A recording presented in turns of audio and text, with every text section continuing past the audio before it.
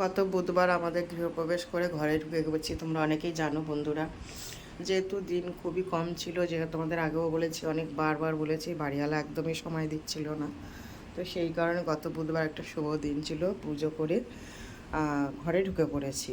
তো তখন যখন আমরা ঘরে ঢুকে পড়েছি, আমাদের এই কিচেনটাও কমপ্লিট হয়নি, বাথরুমটাও কমপ্লিট হয়েছিল না।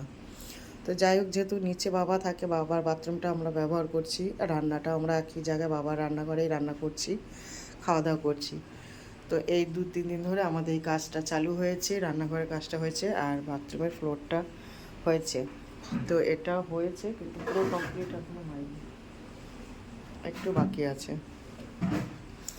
তো মোটামুটি হয়েছে, একটু বাকি বলতে এখানটা বাকি আছে, দেখো এই জায়গাটা একটু বাকি আছে, এখানটা এই যে টাইলস আছে, আজকে এই টাইলসটা এখানে বসবে আর এই সাইডগুলো একটু বসবে, এই যে সাইডগুলো দেখতে পাচ্ছ।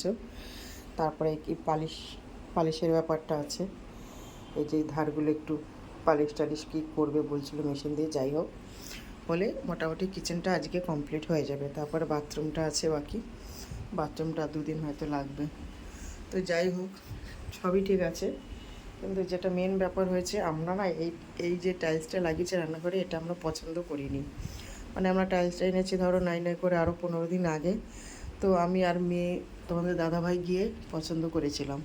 তো আমরা ক্যাটালগ দেখে অন্য একটা পছন্দ করেছিলাম টাইলসটা, সেটা একটু হলুদ মেরুনের মধ্যে ছিল, বেশ সুন্দর কালারটা ছিল। কিন্তু যাই হোক, দোকানদার দাদা ভুলবশত বা জানি না কী করে হলো, এটা এই টাইলসটা পাঠিয়েছে। যাই হোক, মালটা অনেক দিন আগেই এসেছিলো, আমাদের আর দেখা হয়নি খুলে, এত ব্যস্ততার মধ্যে। কালকে যখন আমাদের এই টাইলসের দাদা কাজে এসেছে, যখন এটা খোলার পরে দেখছি এই কালারটা, কিন্তু তখন আর কিছু রিটার্ন করার সময় নেই। আর দোকানদার দাদাকে তাও ফোন করেছিলাম, উনি বললো না দাদা দিদিভাই আপনি এটাই পছন্দ করে গেছেন। যাই হোক, কিছু করার তো নেই। তো তোমাদের দাদা ভাইয়ের কিন্তু খুব পছন্দ হয়েছে, আর মিস্ত্রি দাদা ভাইও বললো যে না, খারাপ লাগছে না একেবারে, কিন্তু এটাও খারাপ লাগছে না, কিন্তু যেটা পছন্দ করে এসছে ওটাই যেন আমার চোখে ভাসছে। তো তোমরা একটু জানিও তো কেমন লাগছে, একটু কমেন্ট করে জানিও।